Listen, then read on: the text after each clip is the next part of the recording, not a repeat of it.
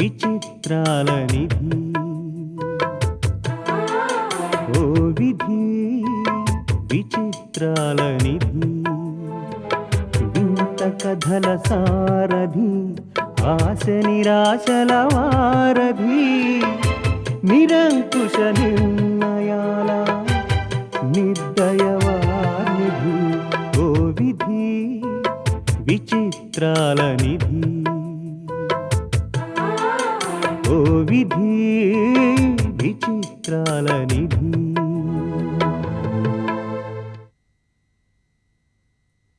మీ ఉపమానాలు ఉపన్యాసాలు వినే ఓపిక నాకు లేదు. అయినా ఏమిటి మా అమ్మ చేసిన మంచి? ఇన్నాళ్ళు నాకంటూ సొంత ఆలోచనలు అభిప్రాయాలు లేకుండా చేసింది. ప్రతి క్షణం వ్యక్తిత్వాన్ని చంపుకుంటూ తనేం చెప్తే అది వింటూ గంగిరెద్దులా తలూపేలా చేసింది. భార్గవి పరిచయం అయ్యాక నేను ఓ మనిషినని, నాకంటూ ఒక వ్యక్తిత్వం ఉందని తెలిసింది.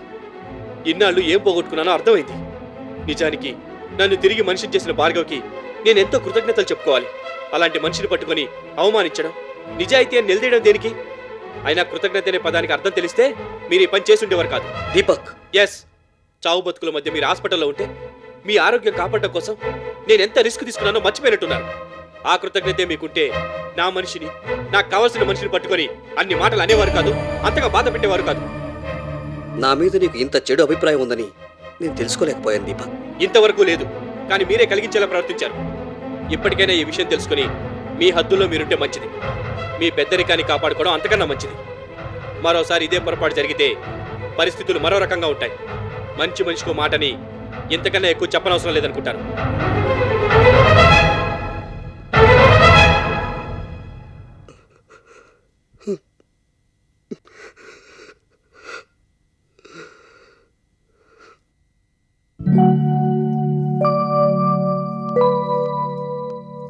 నూకాలు 4 గంటలకి బయలుదేరాలి. బట్టలు అవి సర్దావా? ఆయ్, అన్ని సర్దేశానండి. దుప్పట్లు దుప్పట్లు, తువ్వాలకు తువ్వాలు, లంగాలకు లంగాలు. చాలే ఆపు. ఇంతకీ చీరలు సర్దావా లేదా? లేదండి, ఊమరికి వెళ్తున్నారు కదా, చీరలు కట్టుకుంటారో లాగు సక్కలు వేసుకుంటారో అని అనుమానం వచ్చి ఒగ్గేసిన. నీకన్నీ అలాంటి దిక్కుమాలిన అనుమానాలే వస్తాయి. ముందా చీరలు సర్దు. ఆయ్ మడతలు నల్లకుండా సరిగ్గా పెట్టు. ఆయ్ అట్టగాలండి. ఇల్లిదో ఈ పక్కన సబ్బులు, షాంపులు, జుత్తుకేసుకునే నల్ల రంగు సీసాలు అవి 2 ఎక్కువ పెట్టానులేండి. ఇవన్నీ ఎక్కడైనా దొరుకుతాయి, మర్చిపోనా పర్వాలేదు. ఇల్లిదో ఇది మాత్రం మర్చిపోకండి. అదేంటి? నానొచ్చినాక మీరు ఈ ఊరు వదిలేయడం చూడలేదు. జన్మనుకో శివరాత్రినాగా ఇన్నాళ్ళకి ఊపిరికే వెళ్తున్నారు. 1, 2, 10 రోజులు ఉంటానంటున్నారు. వాళ్ళు అక్కడ ఏటెడతారో మీరు ఏడు తింటారో. అందుకని ఆవకాయ అచ్చడి, అల్లం అచ్చడి, గోంగూర అచ్చడి, కందిపొడి, కారపొడి, పిండి వడియాలు, బియ్యం వడియాలు అన్ని చేసి పెట్టినాను. సాయంత్రం టీలో నంచుకోవటానికి జంతికలు, షోగొడులు, చక్రాలు కూడా చేసి పెట్టేసిన. చీపురు కట్టలు, చాటలు అవి కూడా పెట్టకపోయావా? ఓలమ్మ మర్చిపోనాను. కొండ చీపులు ఎట్టమంటారా, కొబ్బరి చీపులు ఎట్టమంటారా? నోర్మై, నేను అమెరికా వెళ్తున్నానా అడవిలోకి వెళ్తున్నానా? ఆ జిడ్డు నూనె మరకలతో మొత్తం అన్ని పాడవుతాయి. తీసి అవతల పారే. ఆయ్ అట్టగానండి.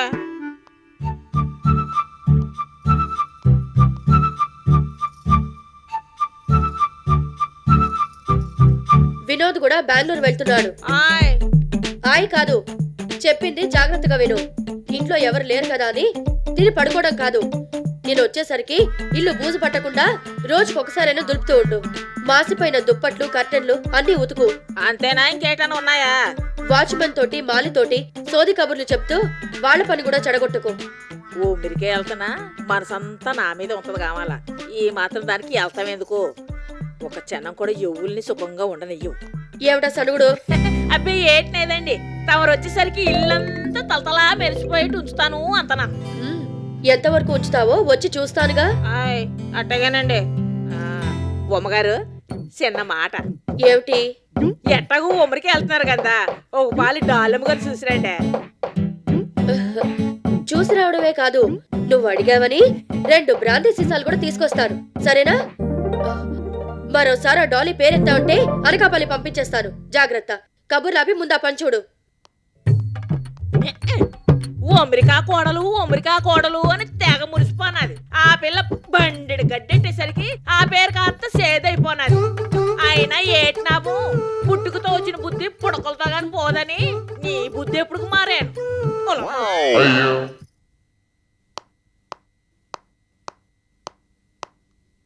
వినోద్, టికెట్ కన్ఫర్మ్ అయిందా? అయ్యింది గ్రాని. నేను ఈవినింగ్ ఫ్లైట్కి బయలుదేరుతున్నాను. మీటింగ్కి కావాల్సిన పేపర్స్ అన్ని రెడీ చేసుకున్నావా? అన్నీ రెడీగా ఉన్నాయి గ్రాని. బెంగళూరులో ఎక్కడ స్టే చేస్తావు? ఎక్కడ బుక్ చేశారో వెళ్తేనే కానీ తెలియదు కదా. సరే, నువ్వు వెళ్ళగానే నాకు ఇమ్మీడియట్గా ఫోన్ చేసి చెప్పు. నీకు ఏ అవసరం వచ్చినా వెంటనే నన్ను కాంటాక్ట్ చేయి. రోజుకు ఒకసారైనా ఫోన్ చేయడం మర్చిపోకు. అలాగే గ్రాని. నేను తిరిగి వచ్చే వరకు ఆఫీస్ వ్యవహారాలన్నీ జాగ్రత్తగా చూసుకుంటూ ఉండు. పేమెంట్స్ అన్నీ పెండింగ్లో పెట్టు. నేను వచ్చా క్లియర్ చేద్దాం. మరీ అర్జెంటుగా అటెండ్ అవ్వాల్సిన ఫైల్స్ ఏమైనా ఉంటే నాకు ఫోన్ చేయి. అలాగే గ్రాని. మరో విషయం, మీటింగ్లో కూడా చాలా రిజర్వ్డ్గా ఉండు. అవసరమైతేనే కానీ ఎవరితోనూ ఎక్కువగా మాట్లాడకు. పెద్దవాళ్లతో పాటు కొందరు చిల్లర మనుషులు కూడా వస్తుంటారు. అలాంటి వాళ్ళని పట్టించుకోకు. వాళ్ళిచ్చిన అకామిడేషన్ బాగుంటే సరే, లేదంటే వేరే ఏ స్టార్ హోటల్కైనా షిఫ్ట్ అయిపో. అక్కడ మన బ్రాంచ్ ఆఫీస్ ఉందిగా, అవసరమైతే వాళ్ళకి ఫోన్ చేయి, వచ్చి అటెండ్ అవుతారు. ఏమిటి వినోద్, కాన్ఫరెన్స్కి వెళ్తూ హుషారుగా ఉండక అలా డల్గా ఉన్నావు? నువ్వు లేకుండా కాన్ఫరెన్స్కి వెళ్ళడం నాకు ఇంట్రెస్ట్గా లేదు గ్రాని. అలా అంటే ఎలా వినోద్? కాన్ఫరెన్స్లకి అటెండ్ అవుతూ ఉండాలి. పెద్దవాళ్లతో పరిచయాలు పెంచుకోవాలి. రోజీ గ్రూప్ ఆఫ్ కంపెనీస్కి ఎండీగా నువ్వు గుర్తింపు తెచ్చుకోవాలి. బిజినెస్లోకి వచ్చాక రిలేషన్స్ మెయింటైన్ చేయకపోతే చాలా కష్టం. వచ్చిన అవకాశాన్ని ఉపయోగించుకుంటూ ఉండాలి. అది బేస్ చేసుకుని బిజినెస్ని డెవలప్ చేసుకుంటూ ఉండాలి. ఈ మహా సామ్రాజ్యానికి ఏకైక వారసుడివి నువ్వే. అందరూ ఎవరి వినోద్ అనుకునేలా నీ ఐడెంటిటీ ప్రూవ్ చేసుకోవాలి. గ్రాండీ పేరు నిలబెట్టాలి. వినోద్, నేనెక్కడున్నా నా మనసు నీ దగ్గరే ఉంటుంది. ప్రతి క్షణం నీ గురించి ఆలోచిస్తుంటాను. గ్రాండీ నీ దగ్గరే ఉందనుకుని హ్యాపీగా వెళ్ళిరా.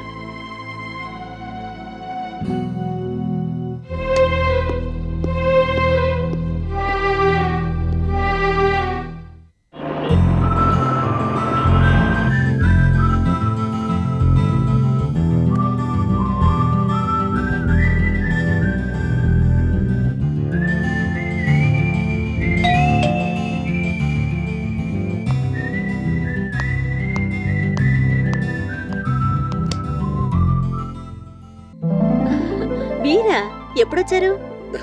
మార్నింగ్ ఫ్లైట్కి వచ్చాను. నేను వస్తున్నట్టు మీకు తెలుసా? తెలుసు, లక్ష్మి చెప్పింది. మీరు వస్తున్నారని తెలిస్తే ఇద్దరం కలిసి వచ్చేవాళ్ళం కదా.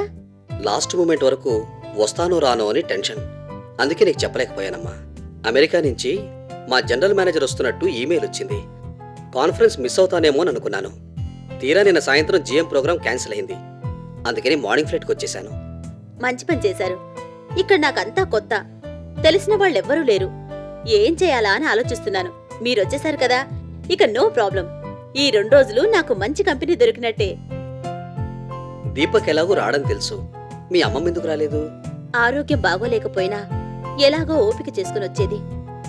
కానీ మామయ్య ప్రవర్తనతో బాగా కుంగిపోయింది. అందుకే ఎక్కడికి రావడానికి కూడా తనిష్టపడ్డం లేదు.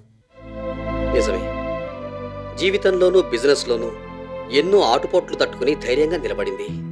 కానీ ఎంతగానో ప్రేమించిన కొడుకు తనని కాదని తిరుగుతుంటే తట్టుకోలేకపోతోంది. అమ్మమ్మకి మా అందరి వల్ల కష్టాలే. ఎప్పుడూ సుఖపడింది కాదు. జరిగిన వాటిని తలుచుకుని బాధపడుతోంది. ఎప్పుడూ ఎంతో సరదాగా సంతోషంగా ఉండే మేము ఇప్పుడు మాటలేని శత్రువులాగా ఒకే ఇంట్లో ఎవరికి వారే బతుకుతున్నాం. మా మావయ్య మాకు రోజు రోజుకి దూరం అయిపోతున్నాడు. ఒక దుర్మార్గుడు తప్పు చేస్తే మనకి కొత్తగా అనిపించదు. కానీ ఒక మంచి మనిషి ఏ చిన్న తప్పు చేసినా మనం తట్టుకోలేం. చూద్దాం, ఎవరైనా విధికి తల వంచాల్సిందే. టైం అవుతుందమ్మా, వెళ్దాం పద.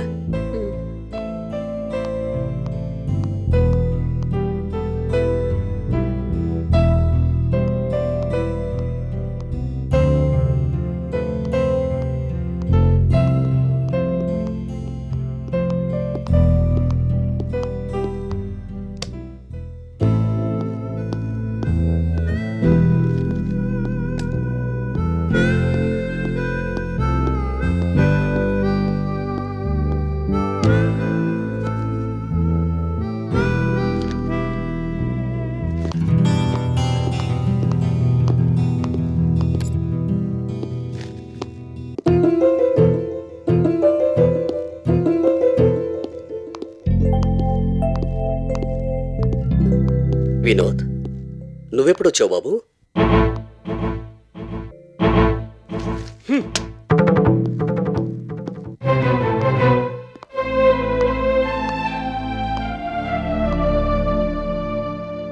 తాతయ్య, రూమ్లో అంతగా ధైర్యం చెప్పి మీరేమిటి అలా అయిపోయారు? వినోద్ గురించేనా? అవునమ్మా. తప్పు వినోద్ది కాదు, మీది. అదేమిటమ్మా? వినోద్ సంగతి తెలిసి కూడా పలకరించడం ఎందుకు, బాధపడ్డం ఎందుకు? వినోద్లో మార్పు వచ్చిందేమోనని ఆశపడ్డాను. గ్రహణం పట్టినంతసేపు వెలుగు రానట్టు వాళ్ళ గ్రాని ప్రభావం ఉన్నంత వరకు వినోద్లో మార్పు రాదు. పదండి.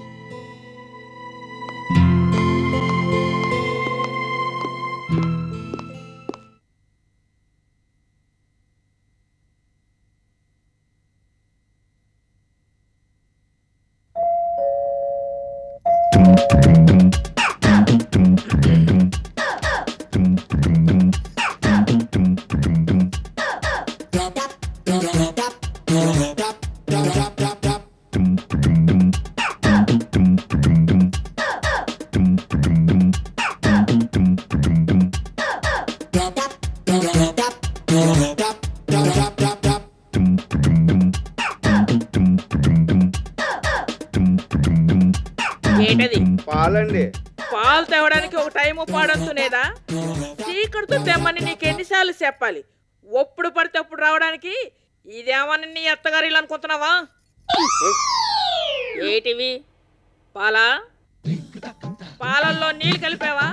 నీళ్ళల్లో పాలు కలిపావా? రేపటి నుంచి మంచి పాలు పోతే సరి, లేకపోతే నా సంగతి తెలుసుగా. ఎనసు పెట్టకు చెప్పి జైల్లో ఎట్టిచ్చేస్తాను.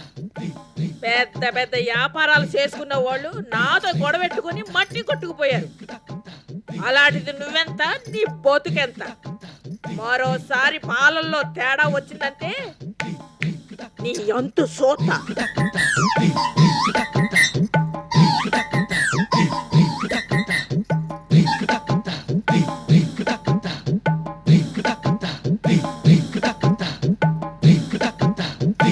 వినోద్, ఏటనుకున్నావు? ఈరోజు ఈ మనవడివి, నువ్వేటి, నీ లెవలేటి, ఆ పని మనుషులతోటి నీకు మాటలేటి. వాళ్ళని ఎక్కడ ఉంచాలో అక్కడే ఉంచాలి, లేకపోతే నెత్తి నెక్కి కూకుడు ఉంటారు. మొగుడు పెళ్ళాల బంధం, సంసారం, పిల్లలు తప్పకి ఏటి మాట్లాడు. అవన్నీ మనసులో ఎట్టుకొని ఆ సంధి గురించి ఆలోచించబాక. అమెరికా సంబంధం పోయిందని బాధపడకు వినోద్. నాను తలుసుకున్నానంతే, అనకాపల్లి నుంచో ఆమదాల వలస నుంచో ఓ చక్కటి సంబంధం అట్టుకొచ్చి పెళ్లి చేసేస్తారు. యువలాలు ఎస్ ఓలమ్మ, ఓ అమ్మగారు, హాయ్. ఏడ్చేస్తున్నానా? మీరు వచ్చేసరికి ఇల్లంతా అద్దంలో ఉంచమని చెప్పారు కదా, అందుకని ఊతిగా ఆలోచిస్తున్నాను. అదేనండి, తుడుతున్నానండి. ఆయ్ అట్టగానండి, పోరుకాడే కూకుడు ఉంటానండి. ఆయ్ పోలమ్మ, అయిపోనాను. దీపక్, బెంగళూరు కాన్ఫరెన్స్కి వెళ్ళలేదని మీ అమ్మగారేమీ అనలేదా? బయటికి అనలేదు, కానీ ఏదో అనుకునే ఉంటుంది.